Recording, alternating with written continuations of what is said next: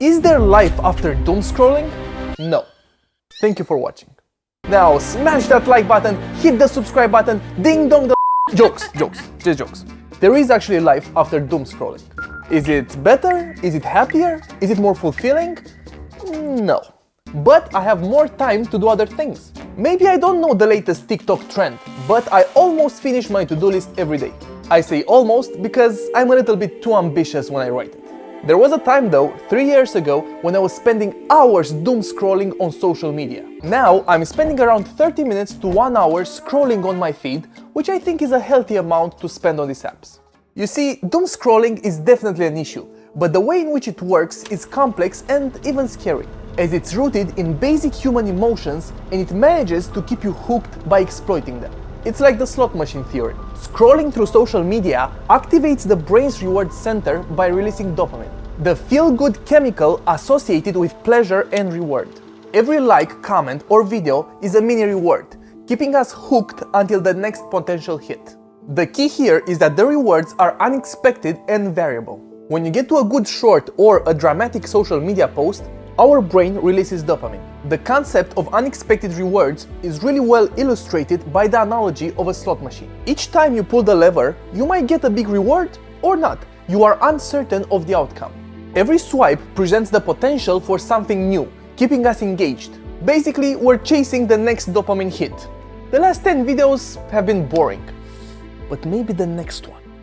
Another problem is that those social media platforms, especially TikTok, are not just means of communication and watching videos. Nowadays, they look more like a game. If you've stumbled across someone live streaming, you might have noticed that they receive gifts instead of money. Likes in the form of hearts that are floating on the screen, even games that people can play against each other with the viewers picking sides. Each and everything is not just a number anymore. They all have animations and a certain impact on what is seen on the screen. Let's not even mention filters or sounds that compose trends that people do, just so they can be part of the trend. It's all related. People are seeking more than ever to receive likes, either by doing a challenge, or for their appearance, or attitude about certain issues to be validated by friends or strangers alike. They are all tied to that burst of dopamine, that feeling of reward, and that feeling that you achieved something, when in reality, you're just watching numbers and text pop up on the screen.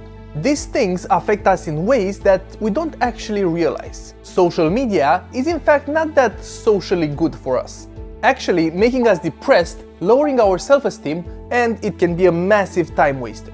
People tend to portray their life in a very different and positively inflated way. Everybody's lives on social media are perfect, when in reality they are not. Nobody's life is perfect. Social media use can become quite depressing for users, especially when they engage in social comparison, as envy is frequently reported as a predictor of depression. As with loneliness, social media use can stop you, make you delay, or even completely forget the activities that actually bring meaning and joy to your life, like face-to-face interactions. In this study, it has been further suggested that social media might create a unique social pressure to be always available, with people reporting experiencing distress and anxiety when they are not able to access social media, and even neglecting important needs like eating, drinking, or physical exercise in favor of spending time online.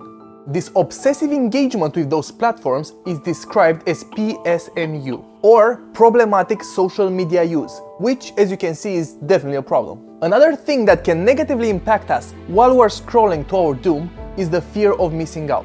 Those social media platforms effectively tap into this fear, as the constant stream of new content and trends creates the sense of urgency to stay continuously updated and to return frequently to avoid missing out on influencers' news or trends or whatever. Imagine that you're at school or at work and you're trying to get into a discussion that your coworkers are having 2 meters away from you, just to find out that they're talking about that influencer Ryan McRyan and what he did yesterday. Well, you shouldn't want to be part of that conversation, but if you want to, you'll have no idea what they're talking about. So you're left out of the conversation. And for some people, fortunately and unfortunately, that's like the main topic of discussion. You can imagine how badly this can affect social relations. I experienced some of these symptoms myself when I was spending hours doom scrolling. I was also in a period of my life when I was a little bit depressed, so turning to social media for some dopamine was a no-brainer for me. I was losing time, I was getting sadder, and I was actually afraid to start doing the things that I had to do for work because they piled up so much and now it seemed like an impossible task. Why would I start the task that I had to do when I can spend like 3 hours on Instagram Shorts and be a little bit happier on the short term? Anyway, after a few months, I acknowledged that I had a problem, I remembered that I had ambition, and now all I needed was a plan so I can pick up all my and put it together. I couldn't have just bought some wood, build a bridge and get over it, because it was a much deeper problem. So I started making my plan.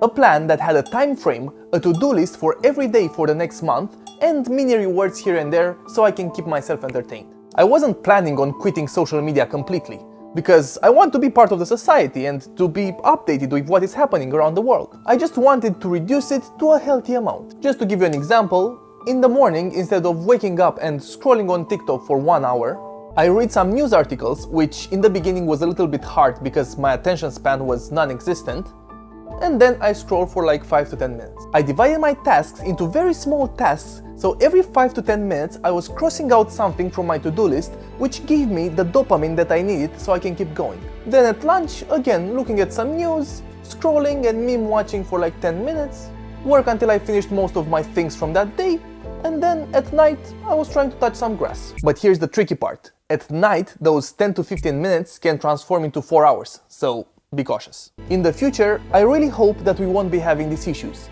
but I think I will be wrong. As long as people have emotions and use social media, there will always be companies that are looking to exploit that for monetary gain. People's attention spans are getting shorter and shorter. At first, it was YouTube, when people were complaining that they can't even watch a 1-hour movie anymore. And now there's TikTok, where people complain that they can't even watch a 10-minute video anymore and they can't focus for more than 10 seconds. I wonder how deep the rabbit hole goes, but as of now, we can't tell. I just hope that I am wrong, and the future is not as bleak as it looks. Now smash that like button, hit the subscribe button, ding dong the notification bell, and also leave a comment down below and tell us how much time you spend on social media. Also, our latest 2 videos are right here. Bye!